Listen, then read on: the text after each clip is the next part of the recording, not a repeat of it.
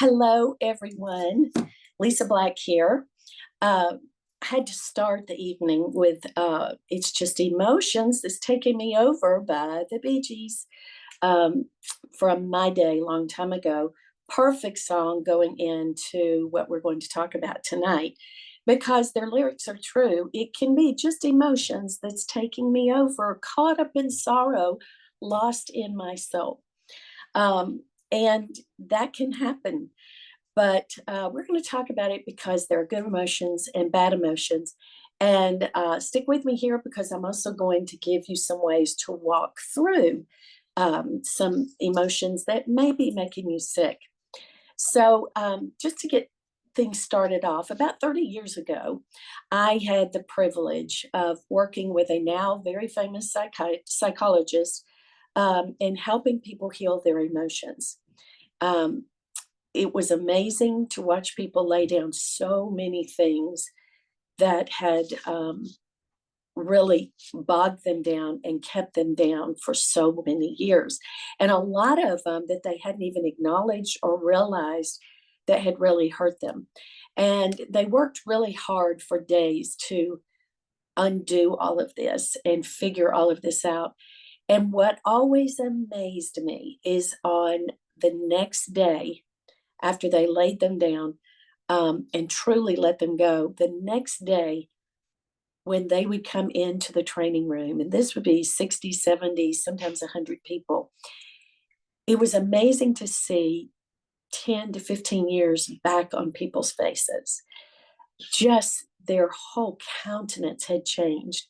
So I saw early on in my life that emotions really can hold the body hostage. They can be freeing. And so it's my passion to help people see and understand in their own story that they can release and let go. And tonight we're going to visit some of that. So to get let's started, I thought we would have a little fun with this and kind of give you a visual. If I can make this work, let me see here. Yeah. So I want to give you a few visuals here before we get started. So, what is an emotion? Jen McGraw, in her book, let's see if I can hold it up here. I know it's backwards to you. It's The Pathway to Emotional Healing. I actually just bought it this year at convention. It's very good. And so she says, what is an emotion? Uh, it's really energy in motion is what she says it is. And we'll talk more about that in a minute, but I want to show you a couple of examples here of some people that you could see the emotion all over their face. So I begin with a favorite movie of mine, Gone with the Wind. But look at Scarlett's face. Look at her eyes. You can see that there are things she hasn't wanted to deal with, or that eyebrow raised. She has issues. And we all know, if you saw the movie and you watched her character, we all know that she had a lot of tough times that she created for herself. And so I thought it was a good example of how, if she had just let go of some things, maybe, and dealt with some things, maybe things would have been different for her. But you remember, she would always say things like, I'll worry about that tomorrow. So obviously, she just stuffed things away, put things away. She didn't want to deal with them. The problem with that, we'll talk later, is it can make you sick. So here is another one that I love that shows really quite the opposite. And that is one that you'll remember, Miss Melly. Everybody loved Miss Melly. But look at the sweetness. Look at the countenance on her face. Look at her eyes relaxed and her smile.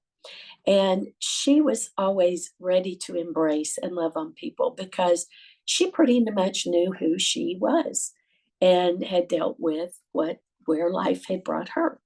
And then finally, one of my favorites that I always wanted to take her home with me is this one here. And it is Mamie. Look at Mamie's face there. She was smart enough. She'd been through hard knocks on her own, and she was smart enough to know that she could see things that weren't right in somebody else. And you can just see her right there, like, what's going on with you? So I love that because it shows the different kind of emotions. And she had her home issues, but she always had to be tough so she could take care of Miss Scarlett and all the family. So an emotion, as Jen says, she describes it as energy in motion. An emotion is really the process of energy moving through the body. It's not just an inner state, rather, it's a physical, measurable, energetic process in the body. They're very, very real. Um, and we have good and bad emotions because, of course, we love it when we're happy and we're joyful and we feel love and we feel just everything seems right with the world.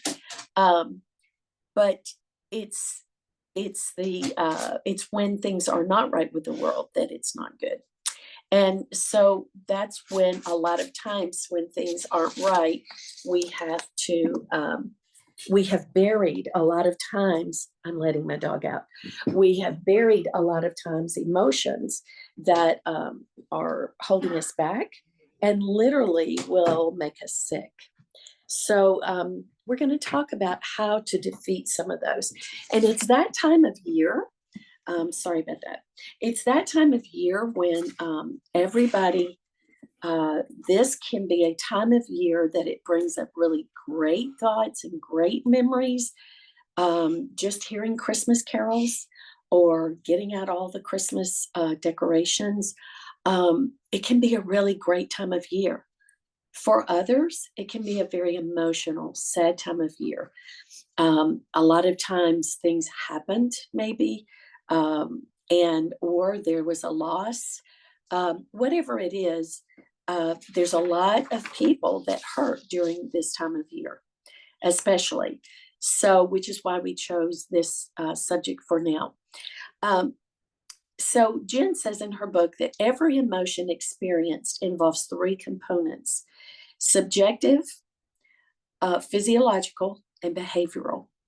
So tonight I'm going to talk more about the physiological and how it affects us physically. Dr. Caroline Leaf, I love her. This is one of my favorite books, Switch on Your Brain. Very, very good book. And she talks about the power of our thoughts and our emotions, that our emotions and how they live in our thoughts, our mindset. So when our mindset is not our brain. Our mindset tells our brain how we're feeling, what emotional state that we're in, and our brain tells the rest of our body.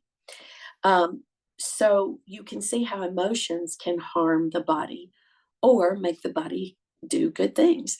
You've heard of people, that maybe are facing terrible diseases, and people are amazed because they're able to get through it so well. But when you talk to them, they're very happy. It's not a fake. I've also talked to people that are trying to make themselves think they're okay. But there are people that are genuinely happy. And so they seem to be fighting a disease maybe easier than somebody else over here fighting the same disease with really things that they still have buried. So I will tell you how powerful this has been in my life. My sister-in-law, we lost my sister-in-law to cancer back in 2016. It was really horrible because we had her in a really good place. And then some things happened to her in her Western care that took her life. And it was so hard to watch. It was so hard to experience that. And I had so much grief about it because I'd been working with her through all of this. And I got pneumonia.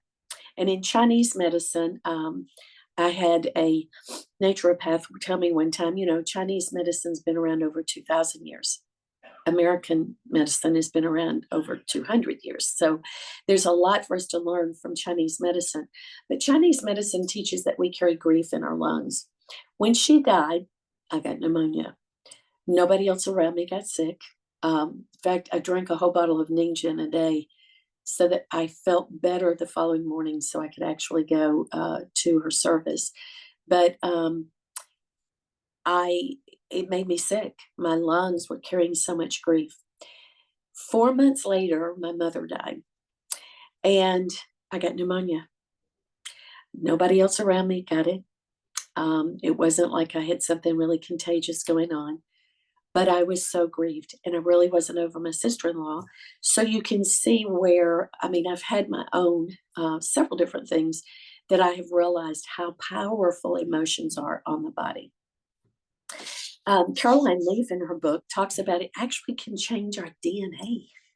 Do you hear that? And when you think about it, say something happens to a little girl or a little boy, some kind of trauma, and especially if there has not been anyone around to help them through it. The hard thing is they bury it. But what Dr. Caroline Leaf says is that that actually changed their DNA. And so they've buried something that happened to them, or maybe somebody did try to help them through it, but it still was very, very heavy to them. And they didn't know how to release it. They grow with that. And you'll notice, like maybe they start getting sicker and they don't want to go to school as they get older. And then you just keep seeing these patterns that are happening in people that maybe something happened a long time ago. It could be any time, but it literally changes our DNA. And so a lot of times things like that are affecting our health and we don't even realize it.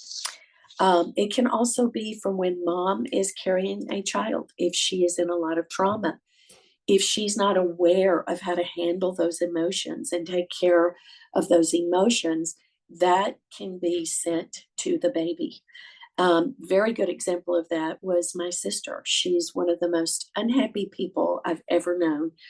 And I'll never forget being in college and hearing the story of the professor told about mice that were pregnant. They put them in a maze and they let them just live normally, and their babies were born fine. And then there were mice that they put them in a maze, but they traumatized them by blocking them everywhere they wanted to go. And so everywhere they tried to turn and just be, they couldn't be themselves. And when those babies were born, they would go over in a corner and kind of just stay to themselves. They weren't normal, happy mice.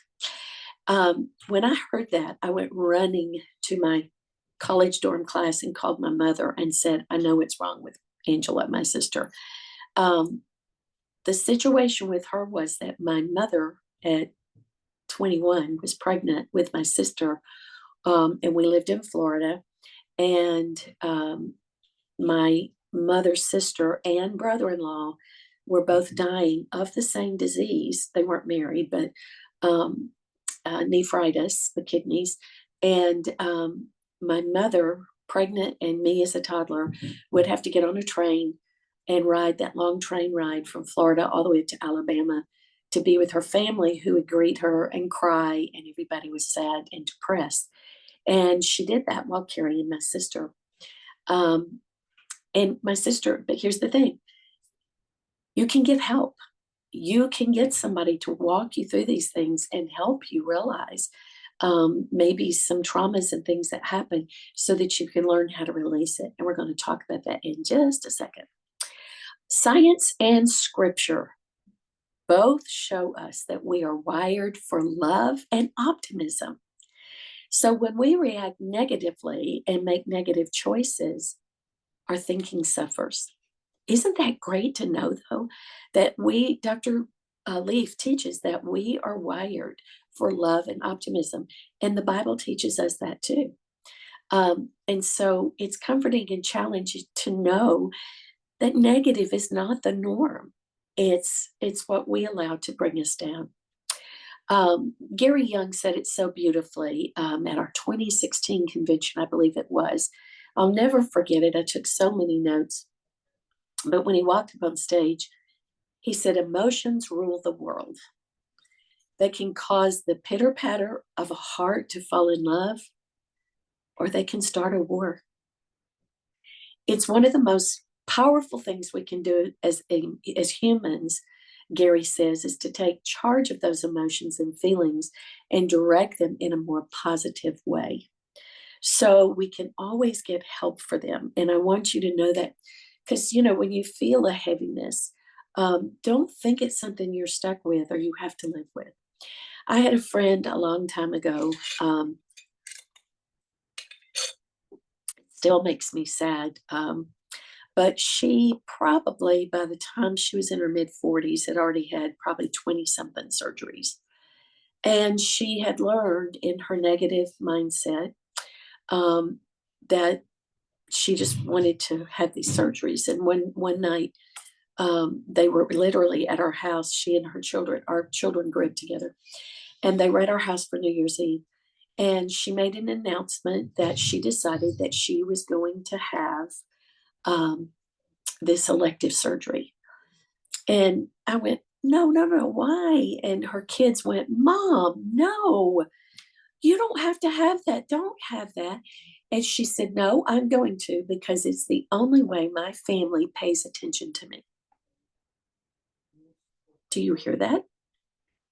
There's something emotionally broken to be able to say that you'll go let somebody cut on you, put you under anesthesia and cut on you so you can get your family's attention. It's a mindset that she's lived with. And I hear that today she's probably had 40 something surgeries by now. So, setting up the scene to show you that it's very, very real. So, I'm going to show you some things to help. And very quickly, I'm going to tell you when I got into Young Living 11 and a half years ago, I was very, very sick. I won't say here what it was, but it was a very debilitating issue that I was going through for 3 years. And I would get up out of bed at 11 to noon, and try to make it to the couch so I could lay there. That was not me, so not me. But it had just defeated me, I thought. And so when I got into Young Living, and that's another story for another day because that was the answer to prayer. I was very blessed that I reached out to Frances Fuller, who is in Asia. She's in Bali now, but at the time she was in Singapore. And I asked her if she had any thoughts or ideas because I didn't know anybody. I didn't know who to talk to, but I could see on her big Facebook page at the time that people asked her questions. And so she gave me some things that I could do, and it really helped. It started helping me physically. But I wasn't quite all there. So toward the end, it was actually September 11 years ago. She said, when I was telling her that I was still hurting, but I was getting better, she said, there's one phase of this that if you don't do it, you'll never probably be 100% well. And she said, that's dealing with your emotions. So I don't know if any of you had seen the movie at the time, War Room. It was a very good movie. I highly recommend it. And there was a little lady that was so cute, and she had a closet that she had converted into her war room. And she would take scripture and different things and tape them over the wall, and she'd just go in there and just start praying really hard. And so I got to thinking about it, and I thought, okay, I'm going to really work on my emotions, but I want a war room.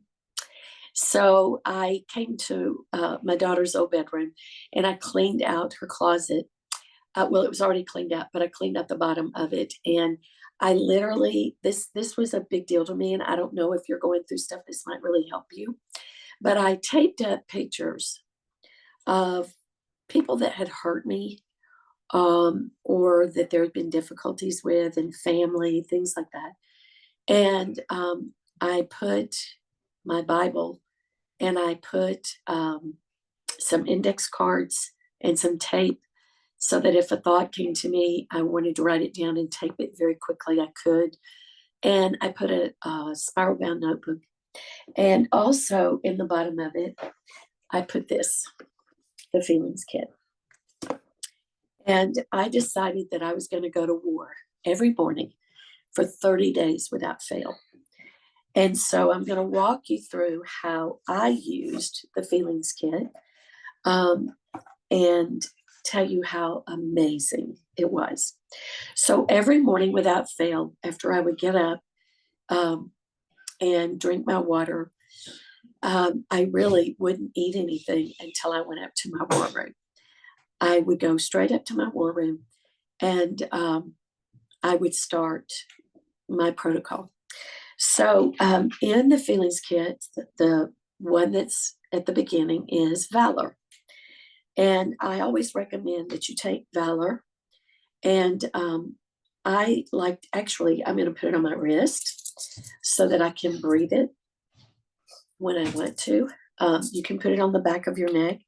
But valor is known as the oil of courage. And when I put the valor on, I would hold it and breathe the scent, and I would say, please help me, God. Give me courage. Give me courage to know what I need to see, what I need to do, give me the courage just to face things that I need to face. And so that would be my valor. And I would sit with that for a few minutes, think about it. If something came to my mind that I needed to write down, I would. Then for me, it's not in this order, but for me, I did release. And I took release. And Chinese medicine always recommends that you put release. And you may hear that I have been ill, and I have put release on my chest to help me release the junk in my chest. But release, normally, I would say over the liver. Gary Young taught the liver. That's the area that we carry anger and guilt. And so I put release over my liver. Oh, that smells so good. And I would hold it in my hand and breathe the release in and ask God to help me. I be able to release things that I identified and to not hold on to them. And I would just pray what would come to my heart with release. Then, get a sip of tea here. Then, now this is where you can do something totally different if you want to. I had a wonderful childhood. I was very, very blessed with a great childhood. A lot of people, I realized, were not. So, whether it was good or bad, you can change this around if you want to. But I highly recommend, especially if you had things that were hard for you as a child, I recommend that the next one is inner child. Because we've got the courage to release, and we really want to make sure we're thinking back and remembering our inner child. And so you take a drop of inner child. Again, you can put these where you want. I love this one, but I love to put this one kind of up around my temples for remembering, and even pat it over the third eye and breathe that one in deeply. And again, hold the bottle. And I would ask God, I would thank Him for my childhood, but I would also ask Him to help me bring to mind anything that maybe was disturbing in my life, that when I was younger, that I need to release and let go of, that maybe had hindered me, even causing me some illness somewhere. I don't know, but I would ask God to make it clear for me as I held inner child. Now, you can switch that one with the one I'm going to show next if you want to.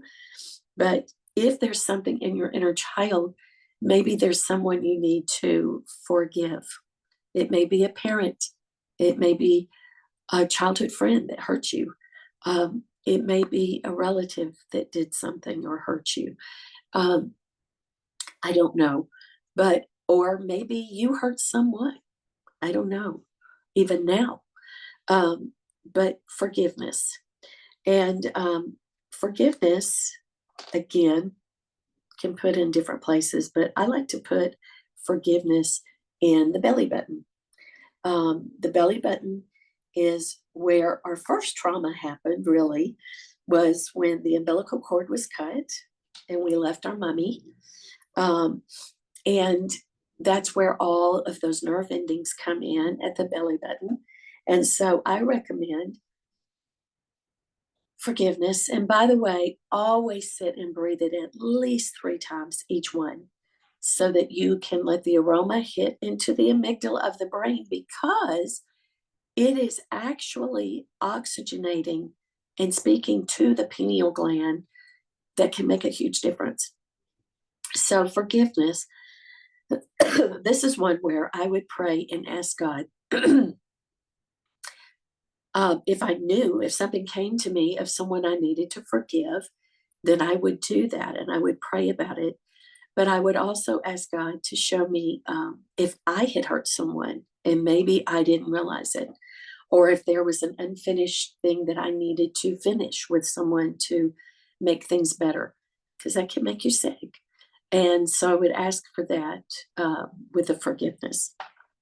And again, I'm going through these quickly, but you would take your time. I would be sitting on the floor in front of my war room, and there were days I cried. There were days that I would be smiling because a good memory would come back. There would be days I'd have to write things down, but it was very powerful. And then harmony. This is where we want to bring everything in our body into harmony. And we want to bring our emotions into harmony because, see, emotions, like I said, we have good and bad emotions, but they're all a part of who we are. And it's how we deal with them is what makes the difference. So we want to bring our emotions into harmony, our body into harmony. And so you take harmony, take a drop of harmony, and rub it right below your rib cage, at the top of your tummy, and at the bottom of where you feel your ribs. And that is to harmonize the top of the body with the bottom of the body and bring it together. And bring the body into harmony so that anything you need to release, let go of, can start going away and bringing your body back into a good place of peacefulness and healing.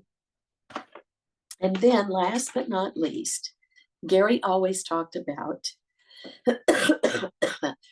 I had to think about this at first for a while, but I really love it, that God cannot be with you in your past.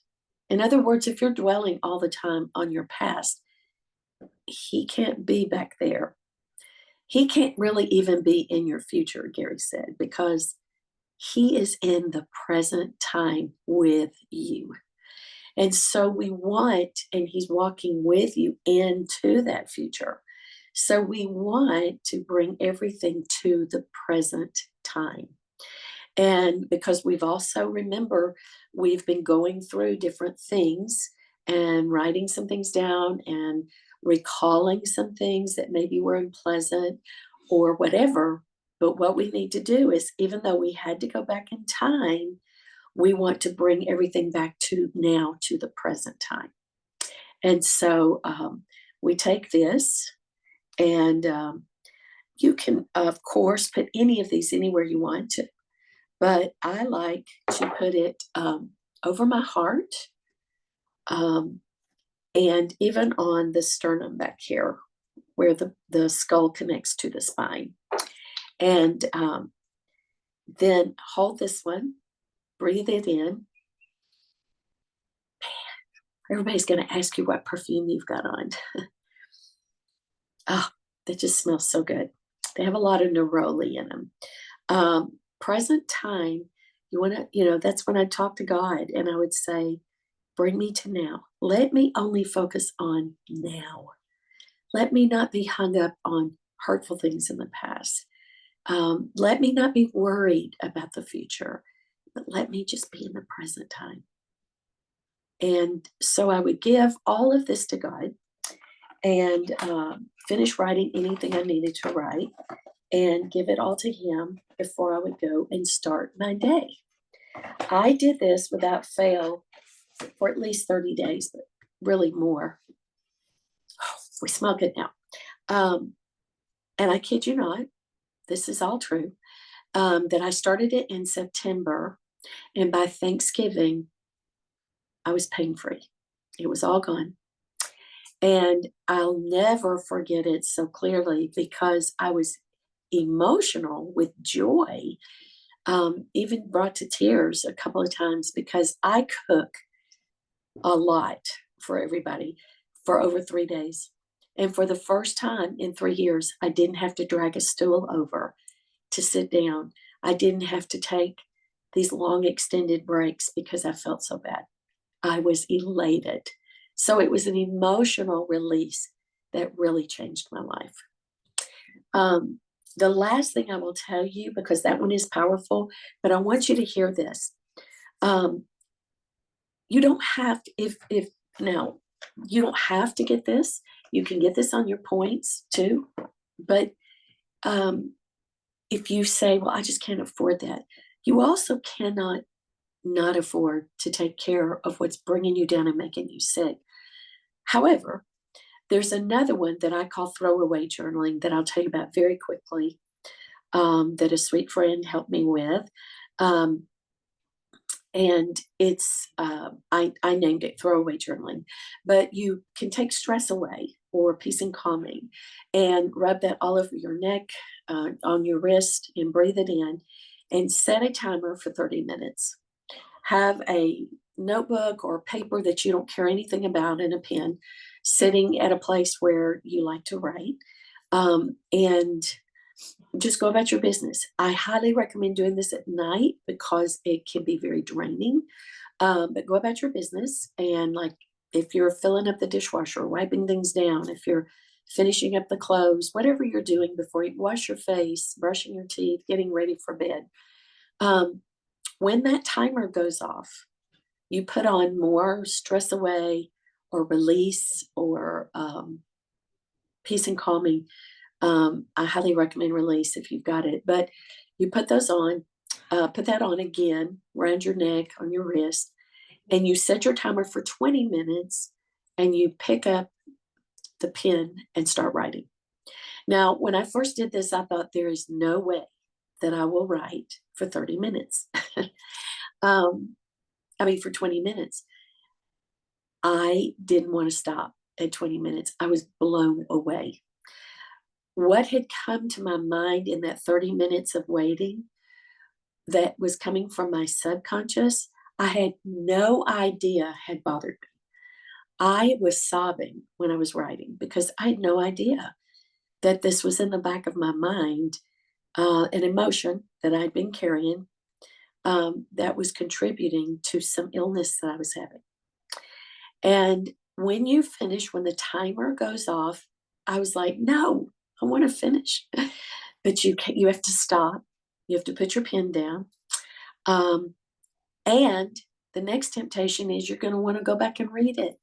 I was blown away at what I wrote, but you can't. You have to tear it out, tear it up, and throw it away. Because you are getting rid, you are releasing what you just put on paper, and you're letting it go. It can be very, very powerful.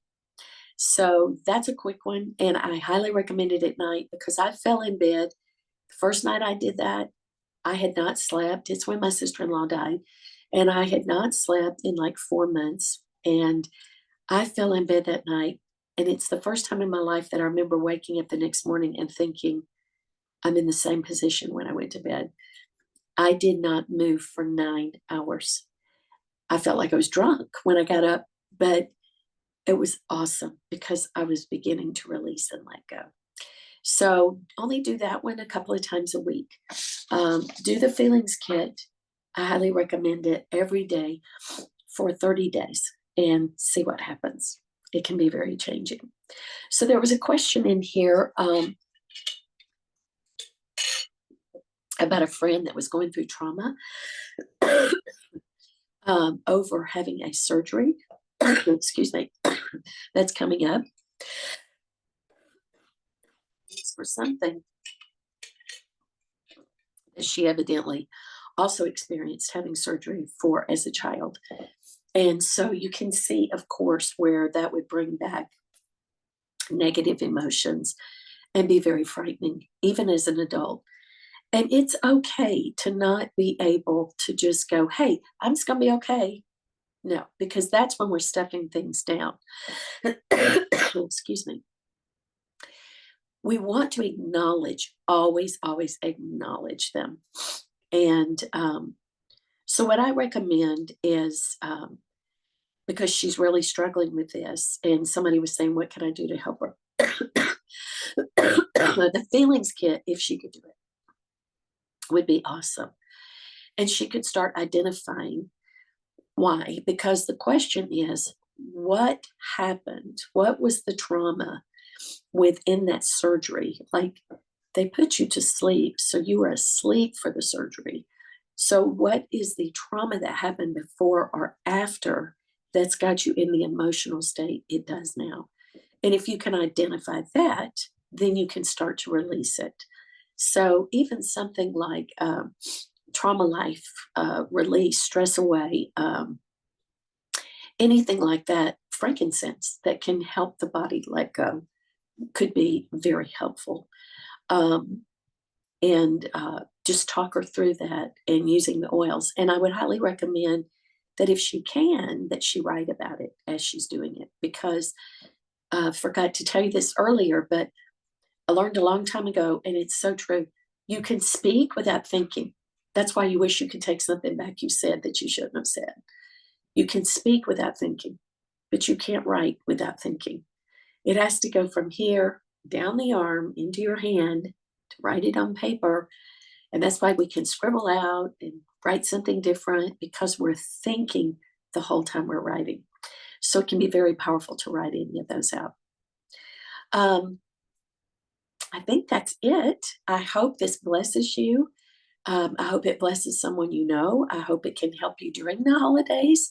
And again, one more thing I will share with you that's easy to do is always put on your oils. Always have them where you won't forget them. And when you find yourself during the holidays, if you're entertaining or you're going to relatives' house that you're not really excited about, put your oils on. And instead of keeping those feelings going around and around and around in your brain, that's called ruminating. You want to speak it out. Or the only way, there's two ways to break rumination. Someone has to walk into the room and speak to you, and it stops the record that's been playing. So let's just say you've had an issue with a relative that's just driving you crazy, and now here it is that time of year you've got to see him again, and you're cleaning your house or you're cooking dinner, and you realize that 3 hours later that's all you've been thinking about. That's ruminating. The only way to interrupt that is somebody has to walk in the room and call you, start talking to you, and it stops it. Or you have to verbally speak and stop it.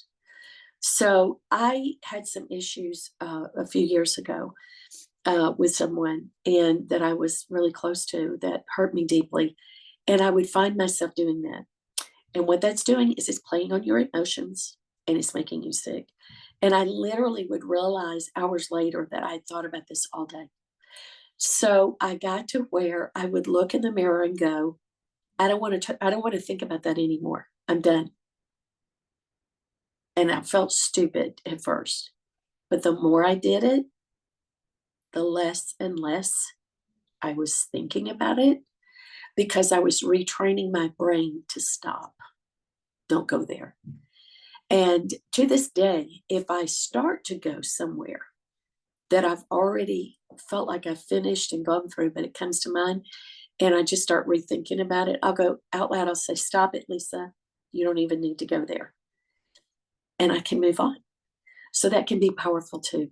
So I hope this helps you, again, especially at this time of year when we carry so many different emotions and we're seeing people that maybe there's been conflict, I don't know. But remember, there are good emotions. And so choose your joy and your happiness and your contentment and the blessing of what you have, where you are, um, and do that. Go help somebody else. That will boost your emotions strongly. But I can't recommend enough that you do if you're really going through some things. And even if you don't know that you are, go through the feelings kit like that. It's powerful. So, y'all have a good one. And thank you for being with me today.